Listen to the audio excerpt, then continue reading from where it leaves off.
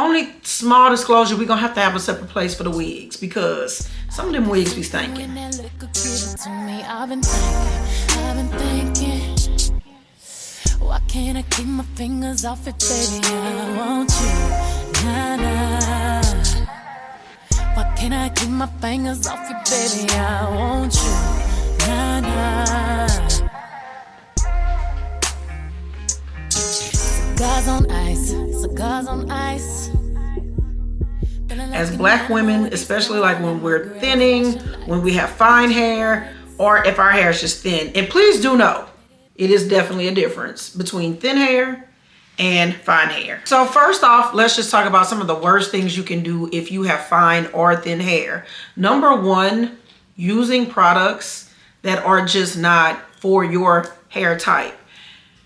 I understand all of us probably got buku stuff in our cabinet of different things that we use. Some of us just tend to collect products, okay? Let's call a spade a spade. Let's say what it is. We collect a lot of products.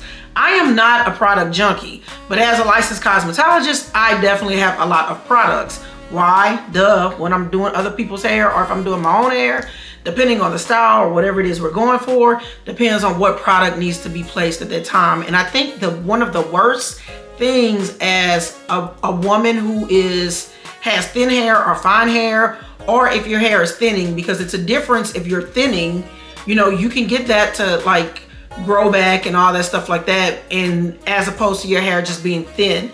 If you're thinning, it's certain things you don't do, versus if you just have thin hair, it's certain things you can do. So I would say one of the worst things is using the wrong products. And what do I mean by that? Like starting with shampoo and conditioner. If you're using shampoo or conditioner that's for like damaged hair or moisturizing hair and stuff like this, it is going to weigh your hair down. You won't get that volume. You won't get that boom. You ain't gonna be able to just go out and be like boom, right? Because your hair naturally, if it's thin or if it's fine, secretes a lot of oils. So you typically get oily really quickly, which is why a lot of people who have thin hair or fine hair will typically shampoo more often than the thick hair girl, right? Or people that have more density, they don't have to shampoo as often as somebody who has thin hair and stuff, because unless they're putting a bunch of products in it, that's different. But we ain't talking about that. I'm just strictly talking about that's something that you really shouldn't be doing. So what I would say is definitely have like a clarifying shampoo, definitely have like a shampoo that's targeted to thin or fine hair, which would be a volumizing shampoo, something like that, something in that thing, or just a shampoo like your plain Jane shampoo. Now, am I telling you can't have moisture? Absolutely not. Am I telling you that you shouldn't put moisture in your hair? Absolutely not. But there are ways to go about it. Another thing that can be like worse for us, like especially, is just because your hair is fine or thin doesn't mean everybody needs a layered haircut.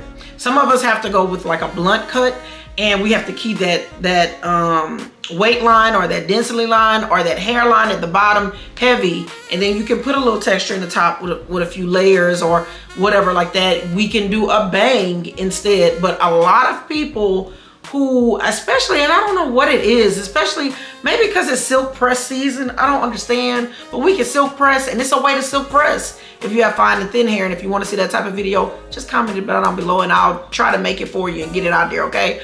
But I don't know, it like we should never, our hair should never, if you're fine or you're thin, your hair should never just be bone straight, real flat, everything like this. You want to have some movement to the hair, and you can still get like your sleek edges and all that stuff and have movement to your hair with the silk press without it being really flat.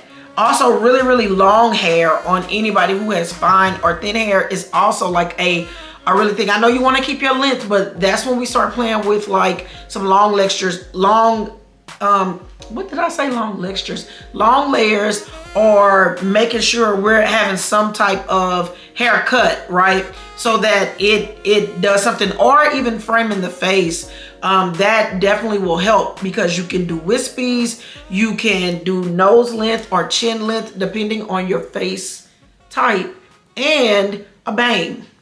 A bang done correctly will always make any woman whose hair is thin or fine look fuller. So I think those are some of the mistakes like we making. We out here, we just running around because it's summertime and I don't understand. It's like, I don't understand. But these are things like that are worse things that we can kind of change. Another thing I would say that we are doing is putting too much stress on our hair, right? Whether that is because you are a wig girl, braid girl, whatever it is, and you're putting all this stress on your hair and your hair is too fine, your hair is too thin to do that. And sometimes it falls on the stylist. Well, actually, to me, all the time it's gonna fall on the stylist, because at the end of the day, if you come sit in my chair, I'm gonna tell you, hey, no, this is not what you need to be getting. Hey, no, let's get you this look that you want with a different style that's healthier for your hair. So that's another mistake. That's like another worst. I say that's one of the worst. You cannot just go sit in anybody's chair just because they're a cosmetologist or a beautician and don't have a consultation, don't really take care of your hair underneath. And yeah, I mean, I don't really have to go too much into that. So I don't really want to go down that wagon because I don't want to be on a rant. I don't want to be that black girl. I just want to be honest. And what I want to say to y'all is I'm going to show you how I kind of like when I want the volume in my hair and I want my hair to look, you know, when I want my hair to look and just feel really soft, really pretty, really voluminous, what it is that I do. So I start off, especially if like, so today I had a bunch of product in my hair. I had, you know, just from going running my hair sweaty, working out, stuff like that. I also had like a bunch of product in my hair. And when I say a bunch of product, I'm talking about like hair oils and like just different little things like that. A little bit of gel from when I've been wearing my hair tucked back in a bun. And so one of the things that I needed to do today was a scalp scrub. Right now, a scalp scrub is not always for thin hair. Actually, I wouldn't really recommend it if you have thinning hair. Thinning hair meaning like where I can see scalp and hair is still falling out, because when you would do that scalp scrub, it can actually agitate that. I would actually just suggest getting blood circulation going and stuff like that. But I did a scalp scrub today because my hair is not thinning, although my hair is just fine. You know, my density on my hair is not as thick and as full as somebody else, right? So it's considered like fine to thin hair. So I did a scalp scrub. I did avocado coconut oil. It was a little DIY. I usually use brown rice flour. I ground up my brown rice and make it into a flour. But I didn't do that today. So I had avocado, coconut oil, oatmeal, just to kind of soothe my scalp a little bit as well. I did some brown sugar and I did honey because I wanted it to be really, really silky on my scalp. I mainly focused on my scalp.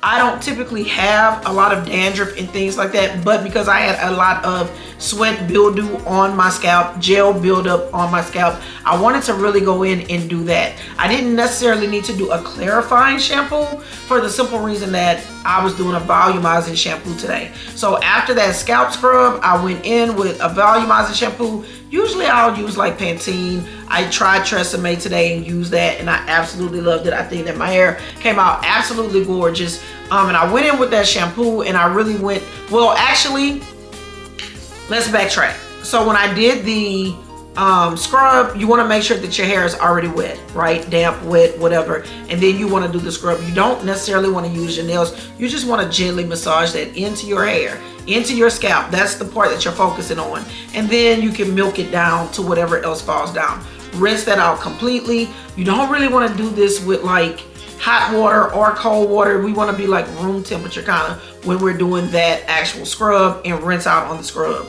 From there, I moved to my volumizing shampoo. And with that volumizing shampoo, I focused on my scalp and on throughout, you know, the base all the way down to the ends of the hair, because I wanted to make sure that I got everything out, that everything was squeaky clean. And the weird thing about volumizing shampoos, you will literally feel your hair strand opening. So you really have to be careful, delicate, all those things. When you are shampooing your hair, you want to use like a milking motion. You don't want to be like scrunching your hair up and, you know, like all of that type stuff. After that, you want to rinse out and you want to do your conditioner. With the conditioner, I know like a lot of people, and I really think it's like a preference upon cosmetologists. We all need to unite. We all need to come out with the same stuff and just do the same stuff. I don't know why I popped my collar, but I popped my collar. So anyways, you want to take your conditioner and you want to start like mid-length and go to the ends and really work that in. And then you want to come back and kind of do around the scalp. I try not to put too much conditioner on my scalp and my roots and my new growth, for the simple fact that I want, if I'm using volumizing, obviously I want to look like this, right? So I don't want it flat, and a lot of times conditioner will weigh it down. But if you're using a volumizing conditioner, it should not weigh you down. After that, you want to rinse, you want to do all those things. Towel dry. If you're a t-shirt girl, go ahead, t-shirt, whatever it is. I'm kind of like an old school cosmetologist. I'm a towel dry and gently blot that out. Now from there, you can go a few different ways. You can do a roller set and sit under the dryer. You can do a wash and go style, whatever the case, but you still need to use a good root lifter. Matrix has an amazing one. Pantene has one. Tresemme has one. These are all over the counters that you can get. If you want one that's more professional, you can talk to whoever your local cosmetologist is that you go to for your services and try to get them to get you a good volumizing set that they order for you, and you know, y'all work all that out. So from there, I would strongly suggest, you know, putting an oil in your hair, putting a heat protectant on your hair, and making sure, I like to use the one and only argan oil because it's not greasy, it's not gonna weigh the hair down, anything like that, and it's just perfect for thin and fine hair. And it works great on coarse hair and stuff too. So, but I just find that like my hair loves it. So if you haven't tried it, please go to your nearest Sally's. I think Walmart might have it now, because baby, Walmart doing everything now. They even selling Rolexes, okay? So go in and pick it up and try it. That's what I always say. Try a product for 2 weeks before you decide it does not work for you, right? So after that, you want to spray your roots with a good root booster or root lifter, stuff like that. You don't want to saturate it really, really heavy, because then you're going to deposit way too much product. You just want to kind of like mist your roots, massage that in all the way through. And then, as much as I'm an advocate for keeping heat off of your hair, in order to get that volume type style, you are going to have to use heat. Whether you're under the dryer or whether you do it as a blowout, you're going to have to use heat. Whether you're doing a silk press, you're going to have to use heat to get that look. Yes, you can stretch your hair, sleep with it overnight. I'm big on doing that. Let it air dry, and then you kind of get a straight look, and then you can come the next day and apply whatever it is you need. But in order to get a really good volume look, to make your hair look fuller, baby, we're gonna have to mess with the heat. So we wanna make sure that, because our hair is fine and thin, right? Here we go, talk about mistakes, but the ways we can correct that. We don't need high heat settings. We should never be on like a 400 heat setting. Really even a 350 heat setting. 300, 305, 310, and if your hair is really like really thin, like where you can see scalp and you have to use like shadows or hair pigments to like fill in, I would even say 295, because it does not take that much for us to get our hair straight when using heat, right? That's the good thing about it. So if your heat setting is up too high, take it off of that. If you're using like any type of hair tool where it like clips in, like a curling iron, how when you open it up, you know, it's like the alligator and it clips in. Try not to use stuff like that, because that's gonna flatten out the volume that you just went through all of that to do. If you're doing a wash and go and you're trying to diffuse it from the top instead of scrunch it up. That's gonna keep that volume to your hair, right? So these are all just like little tips, little things you can do to really take it to the next level, right? So with me today, after I finished doing my blowout, right? Because I don't know any black girl that don't like her you know, hair to kind of be laid, uniformed, anything like that. Volume is fine, but especially when you're curly head or wavy hair, we like we don't like it to be frizzy, right? We want it to be full, but we don't want it to be frizzy. It's like we always want something. We always want more. We always asking, right? God give us this, and we like, I want that, and that. But that's just, I don't know any woman who doesn't feel she deserves more, which makes her want more. So with that being said, I'm saying all that to say this, right? Get to the meat and potatoes. I wanted it to have volume, not be weighed down at the roots, not be frizzy at the roots, right?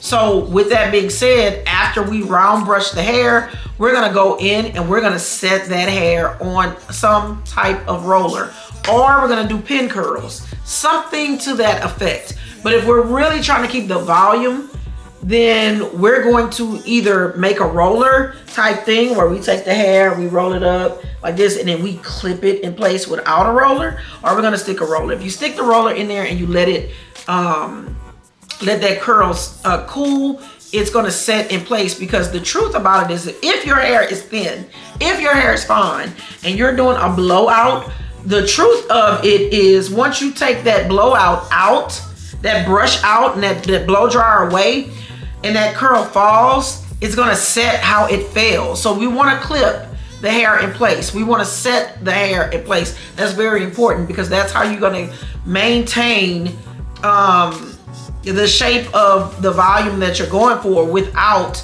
losing it, without it getting too flat on you way too soon, right? And so then after we do all of that, we want to take out our roller sets, we want to comb out our hair, style it how we choose, because you can style it any type of way you want to. It just depends on your face shape, depends on what you're trying to do. If you're trying to do it half up, half down, middle part, no part, right part, side part, whatever the case, we want to make sure that, you know, the hair is already set for us so that we can easily style. Me personally, I would use a very soft, like gloss, like maybe a spray gloss or a spray glossing mist. I would not use pink luster. That's really heavy, because it kind of has like that silicone in it that really gives you that shine, and then it's going to flatten out your hair, right? The way you're going to upkeep this, silk. It's silk, baby, all day. Silk pillow slip, silk hair bonnet, silk rollers, or just putting it on self-stick rollers like Velcro rollers or whatever to preserve your style. Go to sleep, wake up the next day, and you are good to go. So I'm hoping that this is helping you, because I see the internet. I see y'all out there buying Beyonce hairline up and buying this and buying that and saying how all these things are helping and helping and helping. And I've saw so many girls with thin hair and fine hair using certain products, and I don't know how many times I got to say this, but I'm gonna say it till I'm blue in the face. What I'm gonna tell you is this, and this only, come here. It's just developing a hair regimen. You should be shampooing weekly, and every other week when you shampoo, you should be doing a treatment. Whether that is a hot oil, a mask, or a cholesterol treatment, you need to be doing that. And then within the month, you're gonna see a difference in your hair. Can you do those things with fine and thin hair? Absolutely, because you still have to nourish your hair. Our hair thrives off of moisture, but we don't want to over moisten our hair because it gets weighed down super quick, right? Super quick. You want your hair super quick. You want your hair to be fluffy. You want your hair to have movement. You want your hair, you know, you want your hair to look voluptuous and flirty and fun and soft. You don't want it weighed down. You don't want it flat. Like, that's not really complimentary to our hair type, if that makes sense, right? So I hope that today's video helped you out. I know this was just a quick little hair vlog. I wanted to jump in. I kind of wanted to talk about this because I feel like, as a woman who has fine to thin hair, I want to share with you guys, because I feel like we all at times wish that we had somebody else's hair texture or hair whatever, or we all just wish we had a little bit more weight. You know, these are the reasons we lean into certain things like tape-ins and sew-ins and, you know, wigs or other things like that. And it's okay to change your appearance, but you have to care about your hair underneath all of that, right? Whether it's braids, whatever, you got to make sure you're not putting the stress on there. You got to make sure that you're doing these things. This is how you achieve these certain looks. This is how you achieve healthy hair. And a lot of people don't want to hear it, but I'm gonna say it, and here we go. Roller sets are our best friend. Blowouts are our best friend when done properly. When done properly. When done properly. Say it one more time. When done properly, right? Because we don't want heat damage. That's not what we want. Certain haircuts are our best friend when we are thin, and when we are thinning, and when we are fine. So I'm gonna have another video for y'all on Tuesday, probably even drop one before then. Let me know in the comments if you have any questions, anything like that, so that I can answer. I'm gonna make sure that I give y'all in the next vlog. I'm gonna drop probably some hair stuff at the beginning of it, but then we're gonna jump into our regular vlog that we do. And yeah, I hope y'all like my hair. I like it. I feel like, you know, this ain't Texas, ain't no hold 'em. Pow, lay your cards down, down, down, down. You know, it's feeling real Dolly Parton-ish, real Beyonce, but cute, right? Cause see, like, look over here, see, girl, she be thin. But this is on the real note, y'all. This is how you get your hair to look and appear fuller. I'm not saying that when you use these volumizing products that your hair is going to eventually be thicker. That's not what I'm telling you, but you can get the appearance. You can fake the funk. You can dupe your hair, okay, into being full, being thick, being voluminous. All those good stuffs, okay? And I'm gonna see y'all next time, because I gotta go cook. My children told me I need to get up and go cook. That's what I'm going to do. I'm going to cook some jambalaya and some ribs on the side. That's what we eat. Love you. Bye. I really want to know you all. I really want to show you off. Fuck that. Pour up plenty of champagne. Cold nights when you cursed his name. You called up your girlfriends and y'all curled in that little bitty range. I heard that she wanna go and party. She wanna go and party. Nigga, don't approach her with that Atari. Nigga, that ain't good game, homie. Sorry. They say conversation rule a nation. I can tell, but I could never right my wrongs. Lest I write it down. If you are sleeping in wigs, it's really bad for anybody's hair, because wigs are supposed to be very temporary. They are not meant to sleep in and do all that. But I'm trying to tell you, like, you're not gonna see immediate damage unless you just really right, but eventually it will happen. Now, when we're talking about like your hair thinning, like a lot of times thinning can come from a lot of different things cause hair thinning, right? Hair thinning can be hereditary. Hair thinning can come from once you get into like that 30s, 40s age group and up. Hair thinning can come from hormones. Hair thinning can come from pregnancy, like postpartum pregnancy or throughout the pregnancy. Hair thinning can come from medication, like different things that you take that have an effect. Hair thinning can also come from like low iron levels or low zinc and low B12 and things like this. So hair thinning usually can be corrected. A lot of people think that it cannot be corrected, and there is a difference between hair thinning and alopecia. So I don't want you to mix up the two, so to speak. When you have fine hair, so like thin hair, you can see the scalp sometimes. You may be thinning where you're losing like complete strands of hair. So that's not breakage. It's literally like you're losing strands of hair and you just see scalp in areas. And so this is why you'll see some ladies use like temporary solutions like eyeshadow, or some people get the little hair dye pumps and fill it in, or some people even go as far as to getting like hair transplants and things like this, or just wearing wigs, which can be more affordable than a hair transplant, right? So there is definitely a difference between thin hair, thinning hair, hair breakage, alopecia, and then having fine hair. You can definitely have fine hair and thin hair. Fine hair just means it's not as full.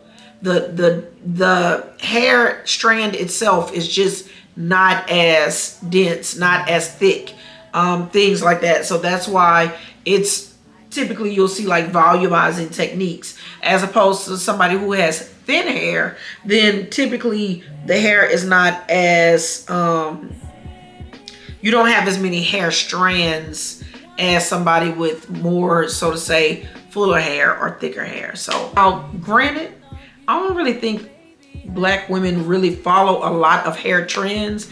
And the reason I say that is because as a licensed cosmetologist, depending on where you live, like I've worked in Louisiana, I've worked in Texas, right? It just seems like we're always behind. Because I remember when I first introduced tape ends, people didn't even know what they were, right? So, and it was trending in other states like New York and Cali at the time, and even in Atlanta, but yet Texas and Louisiana, we were behind. So I'm saying this to say, like, one of the worst mistakes you can make when you have thin hair, fine hair, is following trends that are not really friendly to our hair, right? Like, really like too much hair color, too much hair extensions. Just, Lord, do we have to talk about it? Do I really need to go down the list? Because I'm really trying not to make this a rant. I'm really trying to keep this moist. I would definitely say never follow a trend if you have thin and fine hair. I would say do what works best for your hair. Do what works best for you. And actually, I say that to anybody with hair on their head, right? Do what works best for you. If you want to join in on the trend, do it in a way that works best for you. Do it in a way to where you keep your hair healthy and you're not out here losing your edges because you just want to slap a wig on, sis, and you want to sleep in your wig, and then after you sleep in your wig for a whole week, you want to just take it out, wash the wig, don't wash your hair, put the wig back on, and your hair stank, the wig stank. You got to be glued. You got 3 helmets underneath the wig. Like, it's just getting all that makes my skin itch. Don't follow the trends. Please don't. Do what's best for you. I digress. If you didn't hear me, then you weren't supposed to hear me, okay? That's 'cause I'm back.